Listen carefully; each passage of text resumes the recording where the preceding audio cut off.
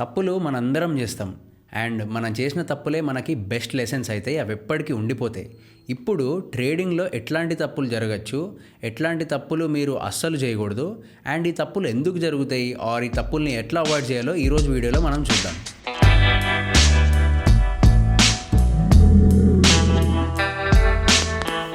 అందరికీ నమస్తే. Trading in తెలుగుకి వచ్చినందుకు థ్యాంక్ యూ. నా పేరు మనీ. సో ఈరోజు మన topic 6 mistakes that you should never do while trading. First topic అన్నిటికంటే చాలా important topic and important point, never trade without a stop loss. అసలు first of all stop loss అంటే ఏంటో చూద్దాం. స్టాప్ లాస్ అంటే మీరు తీసుకున్న ట్రేడ్ మీ డైరెక్షన్లో కాకుండా ఆపోజిట్ డైరెక్షన్లో వెళ్తే మీరు మీ లాస్ని ఎక్కడ కట్ చేస్తారు, కట్ చేసే పాయింట్ ఆర్ ప్రైస్ని స్టాప్ లాస్ అంటారు. ఇప్పుడు స్టాప్ లాస్ లేకుండా ఎందుకు ట్రేడ్ చేస్తారు జనాలు? నంబర్ 1 రీజన్ జనాలకి హోప్. ఈ హోప్ అనేది యాక్చువల్లీ మనకు చాలా మంచిది. మనం ఏ పని స్టార్ట్ చేద్దామన్నా మంచి హోప్స్తో ఉంటారు. కానీ ఇక్కడ మార్కెట్లో ఓన్లీ ఆ హోప్ ఉంటే చాలా కష్టం అవుతుంది. Along with the hope you should also be prepared for the worst. అంటే మీరు మీ ట్రేడ్ మీ డైరెక్షన్లో వెళ్తుందని హోప్ మీకు ఉండొచ్చు, తప్పు లేదు దాంట్లో. కానీ మీ డైరెక్షన్లో వెళ్ళకపోతే మరి ఎట్లా అనే ప్లాన్ కూడా మీ దగ్గర ఉండాలి. అందుకే స్టాప్ లాస్ చాలా ఇంపార్టెంట్.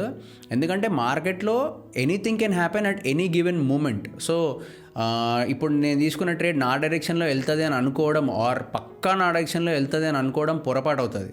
Second reason analysis. నేను చేసిన అనాలిసిస్ నాకు పక్కా కరెక్ట్ అవుతుంది, అది తప్పయ్యే ఛాన్సే లేదు అని అనుకొని కొంతమంది ట్రేడ్ చేస్తుంటారు. సో అట్లా తప్పయ్యే ఛాన్స్ లేదు కాబట్టి స్టాప్ లాసే పెట్టకుండా వదిలేస్తారు. ఎందుకంటే నా అనాలిసిస్ ప్రకారంగా స్టాప్ లాస్ అసలు అవసరం లేదు, అంత కరెక్ట్ నా అనాలిసిస్ అని అనుకుంటారు. ఇంకొక బ్యాచ్ ఎట్లా ఉంటుందంటే స్టాప్ లాస్ లాస్ట్ టైం పెట్టిన నేను ఆ స్టాప్ లాస్ని హిట్ చేసి మళ్ళీ నా డైరెక్షన్లో ట్రేడ్ వెళ్ళింది అని అంటారు. సో ఈసారి నేను ఏం చేస్తా, స్టాప్ లాస్ కొంచెం కిందికి పెడతా ఆర్ ఆ స్టాప్ లాసే లేకుండా ట్రేడ్ చేస్తా అంటారు. కానీ ఇట్లాంటి మార్కెట్లో ఏమవుతుందంటే మీరు స్టాప్ లాస్ లేకుండా ట్రేడ్ చేస్తే మీకు ఆపోజిట్ డైరెక్షన్లో మార్కెట్ వచ్చి కంటిన్యూస్గా అట్లా వెళ్ళిపోతే మీ క్యాపిటల్ మొత్తం రూయిన్ అయిపోతుంది. సో అట్లా స్టాప్ లాస్ లేకుండా ట్రేడ్ చేయడం అనేది మార్కెట్లో చాలా చాలా ఫూలిష్ అండి, అస్సలు చేయకూడదు. Second point, never trade without a plan. అంటే మీకు ఒక క్లియర్ కట్ ప్లాన్ ఉండాలి. ఎక్కడ ఎంటర్ అవుతాము, ఎక్కడ ఎగ్జిట్ అవుతాము, ఎంత కొనుక్కుంటాము అనేది. ఇట్లా ప్లాన్ లేకుండా అందరూ ట్రేడ్ చేస్తూ ఉంటారు.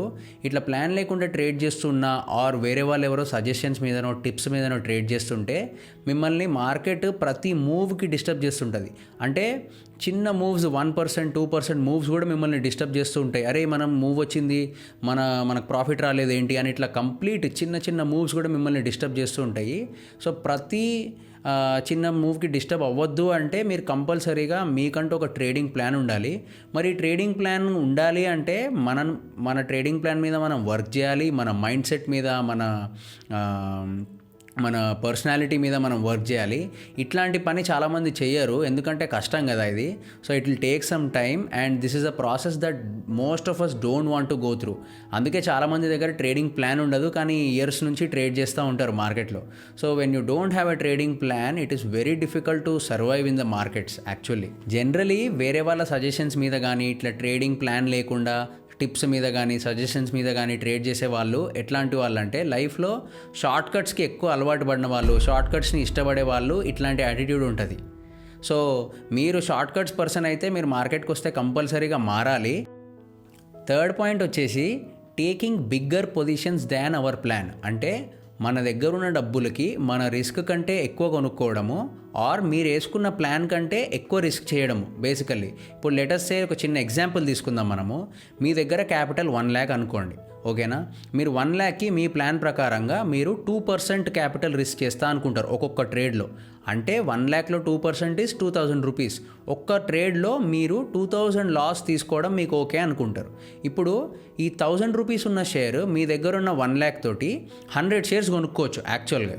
సో 100 షేర్స్ కొన్నప్పుడు ఆ 1000 రూపీస్ షేర్ 980కి వస్తే మీరు అమ్మేయాలి. ఎందుకంటే అది 2% పడింది కాబట్టి మీరు 2% లాస్ ఓకే అనుకున్నారు కాబట్టి ఆ 2000 రూపీస్ లాస్ తీసుకొని 980 రూపీస్కి మీరు అమ్మేయాలి. ఒక్కవేళ మీ స్టాప్ లాస్ 980 కాకుండా మీ చార్ట్ అనాలిసిస్ ప్రకారంగా 950 కనుక ఉందనుకోండి, సో ఇప్పుడు మీరు 50 రూపీస్ లాస్ ఓకే అనుకుంటున్నారు ఒక్క షేర్కి. సో మీ క్యాపిటల్లో మీరు 2% రిస్క్ ఫిక్స్ అయ్యారు, అంటే 2000 రూపీస్. ఇప్పుడు 50 రూపీస్ ఒక్క షేర్కి మీరు లాస్ ఓకే అనుకుంటున్నారు. సో ఎన్ని షేర్స్ కొనాలనేది 2000 డివైడ్ బై 50 అంటే 40 షేర్స్ కొనాలి.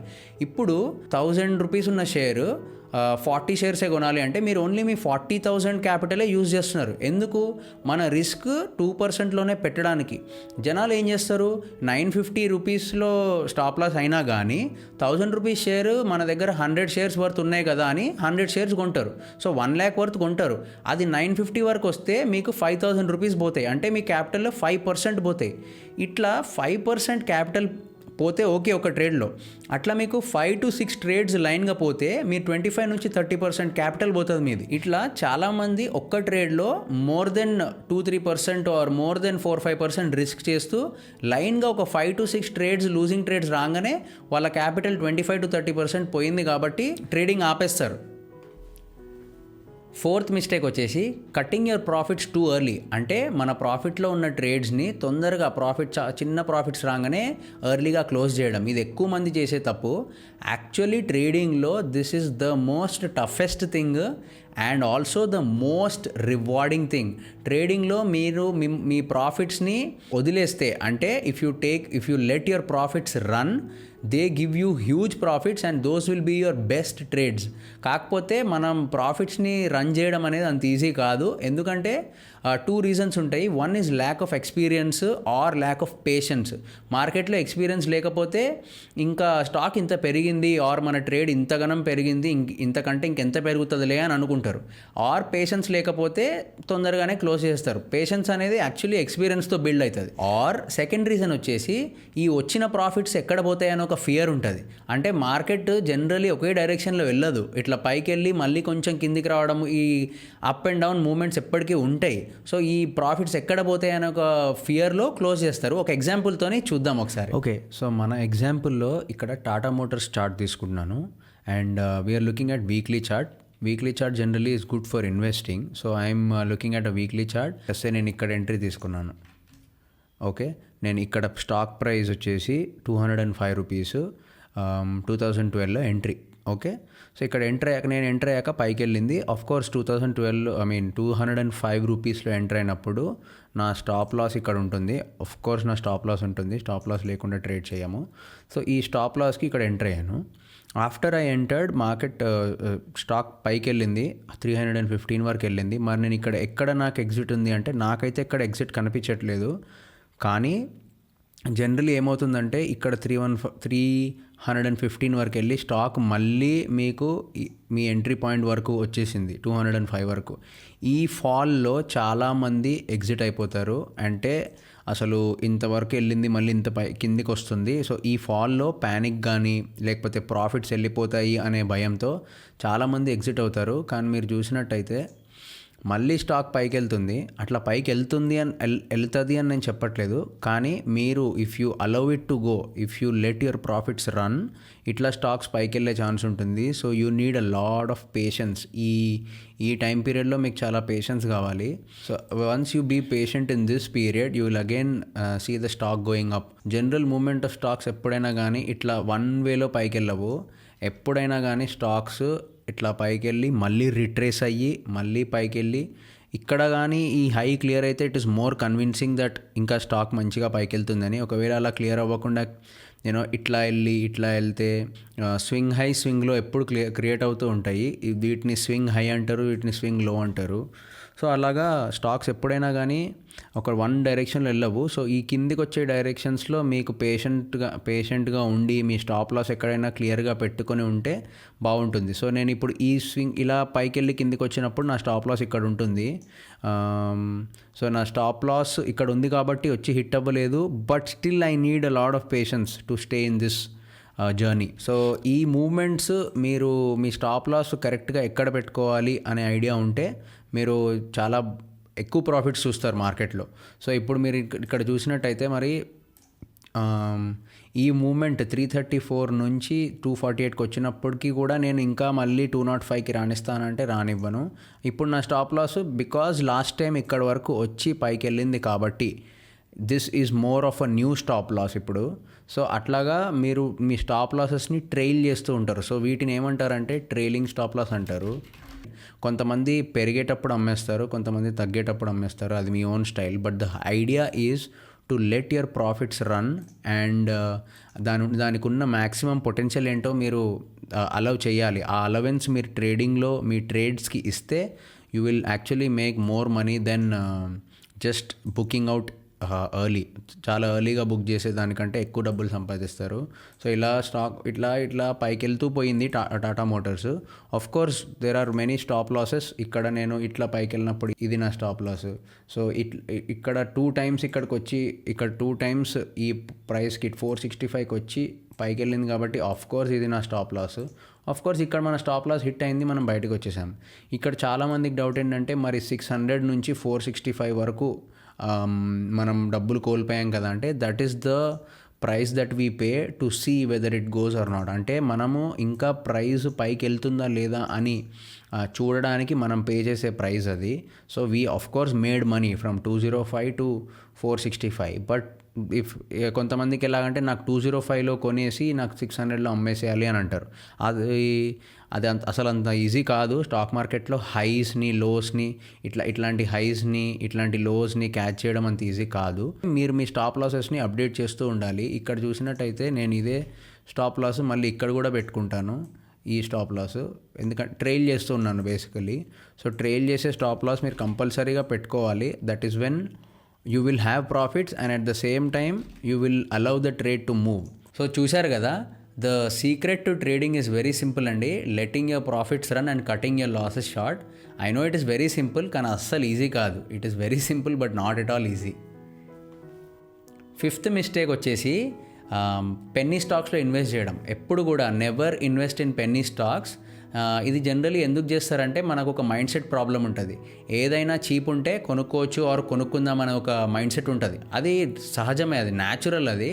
So anything that is cheap we want to buy. ఈ మైండ్ సెట్ని ఎట్లా క్యాష్ చేసుకుంటారు కొంతమంది అంటే మార్కెట్లో కొంతమంది ఇన్వెస్టర్స్ ఉంటారు. వాళ్ళు ఎట్లా అంటే చిన్న కంపెనీస్ ఆర్ వాళ్ళే ఒక కంపెనీని క్రియేట్ చేసి లిస్ట్ చేసి చిన్న చిన్న కంపెనీస్ని 2 రూపీస్ 3 రూపీస్ 5 రూపీస్ ఇట్లాంటి స్టాక్స్ ఉంటాయి కదా, వాళ్ళు ఇట్లాంటి కంపెనీస్లో ఏం చేస్తారు, హ్యూజ్ ఇన్వెస్ట్మెంట్స్ చేస్తారు. అట్లా హ్యూజ్ ఇన్వెస్ట్మెంట్స్ చేసినప్పుడు ఆ స్టాక్స్ చాలా ర్యాపిడ్గా పెరుగుతాయి. అట్లా పెరగడం చూసి మనలాంటి రీటైలర్స్ ఆర్ ఎవ్రీడే పీపుల్ ఉంటారు కదా, వాళ్ళు ఏం చేస్తారు, స్టాక్ పెరుగుతుంది కదా అని ఇంకా ఎక్కువ కొనుక్కోవడం స్టార్ట్ చేస్తారు. ఇట్లా ఎక్కువ మంది కొనడానికి వచ్చినప్పుడు వాళ్ళు ఇంతకుముందు కొనుక్కున్న షేర్స్ని అమ్మడానికి వస్తారు. ఈ మెథడ్ని పంప్ అండ్ డంప్ అంటారు. వాళ్ళు ఫస్ట్ పంప్ చేస్తారు, మనం ఎంటర్ అవుతాము, అండ్ మనం ఎంటర్ అవుతున్నప్పుడు వాళ్ళన్నీ డంప్ చేస్తారు. సో ఈ పంప్ అండ్ డంప్ చాలా ఫ్రీక్వెంట్గా జరుగుతుంటుంది ఈ పెన్నీ స్టాక్స్లో. అండ్ చాలామంది ఇన్వెస్టర్స్ ట్రాప్ అయిపోతారు. చాలా డబ్బులు అంటే ఆల్మోస్ట్ 100% క్యాపిటల్ 50% 70% క్యాపిటల్ కోల్పోతూ ఉంటారు పెన్నీ స్టాక్స్లో. కానీ ఇప్పుడున్న పెద్ద కంపెనీస్ ఒకప్పుడు పెన్నీ స్టాక్స్ కదా అని కొంతమంది అనొచ్చు. కాకపోతే పెన్నీ స్టాక్స్ ఉన్నప్పుడు అందరు ఇన్వెస్ట్ చేయరు. ఆ కంపెనీస్ పెరుగుతున్నప్పుడు ఆర్ కంపెనీ కొంచెం గ్రోత్ చూస్తున్నప్పుడు ఇన్వెస్ట్ చేస్తారు.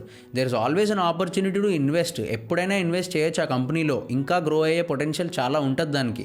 సో మనం ఏంటంటే చీప్గా ఉన్నప్పుడే కొనుక్కోవాలనే ఒక మైండ్ సెట్ తోటి ఇట్లాంటి పెన్నీ స్టాక్స్లో ఎంటర్ అయ్యి చాలా కోల్పోతూ ఉంటాం. So never invest in Penney stocks, always stay away from them. 6th mistake, never go against the trend. అంటే జనరలీ బాగా పెరిగే స్టాక్స్ ఎప్పటికైనా పడతాయి అని ఒక మైండ్ సెట్ ఉంటుంది, కరెక్టే అది. కానీ అట్లా బాగా పెరిగే స్టాక్స్ అసలు పడే సైన్స్ చూపించే ముందే అమ్మేయడము, ఆర్ బాగా పడిన స్టాక్ అసలు అది పెరిగే సైన్ చూపించే ముందే కొనుక్కోవడము, అగెయిన్స్ట్ ద ట్రెండ్ వెళ్ళడం, ట్రెండ్కి ఆపోజిట్గా వెళ్ళడం. సో ఇట్లాంటివి చేస్తే ఏమవుతుంది అంటే మార్కెట్లో ట్రెండ్కి అగెయిన్స్ట్గా వెళ్తే అప్పుడప్పుడు ట్రెండ్స్ చాలా స్ట్రాంగ్ ఉంటాయి. అండ్ అట్లాంటి చాలా స్ట్రాంగ్ ట్రెండ్స్ వచ్చినప్పుడు మనకు చాలా నెగిటివ్ అవుతుంది. And best of the traders ఎప్పుడు కూడా they never go against the trend, they wait for it. ఇప్పుడు ట్రెండ్ మీ డైరెక్షన్లో రాలేదు అంటే వెయిట్ చేస్తారు. అండ్ వెయిట్ చేసి ఆ పేషెంట్గా ఉండి అప్పుడు ట్రెండ్ డెవలప్ అయినాక ఆ డైరెక్షన్లో తీసుకుంటారు. కానీ ఎప్పుడు కూడా ట్రెండ్ అగెయిన్స్ట్గా వెళ్ళడం కానీ ఎప్పుడు చేయకూడదు. That is not good for trading. So చూశారు కదా, ఈ 6 మిస్టేక్స్ కనుక మీరు మైండ్లో పెట్టుకొని ట్రేడింగ్ చేస్తే మీ జర్నీ ఇక్కడ ఎక్కువ రోజులు ఉంటుంది and at the same time మీరు తక్కువ టైంలో ఎక్కువ నేర్చుకుంటారు. సో ఇక్కడికి వచ్చాక మార్కెట్లో ఎక్కువ రోజులు ఉండడం చాలా ఇంపార్టెంట్. చాలామంది తప్పులు చేసి చాలా షార్ట్ జర్నీతో మార్కెట్ని వదిలేస్తుంటారు. సో ఈ మిస్టేక్స్ మీరు మైండ్లో పెట్టుకొని ట్రేడ్ చేస్తారని అనుకుంటున్నాను. I will see you in the next video. Thank you so much. ఈ వీడియో మీకు నచ్చితే లైక్ చేయండి, ఏదైనా క్వశ్చన్ ఉంటే కింద కమెంట్ చేయండి and stock market related topics మీద వీడియోస్ కోసం సబ్స్క్రైబ్ చేసుకోండి. మ్యూచువల్ ఫండ్స్ని ఎలా పిక్ చేయాలి అండ్ ఇన్వెస్ట్ చేసే ముందు చూసుకోవాల్సిన ఇంపార్టెంట్ పాయింట్స్ ఏంటి అండ్ ఒక ఇండివిజువల్కి ఏ ఫండ్ కరెక్ట్ అని ఎలా డిసైడ్ అవ్వాలి.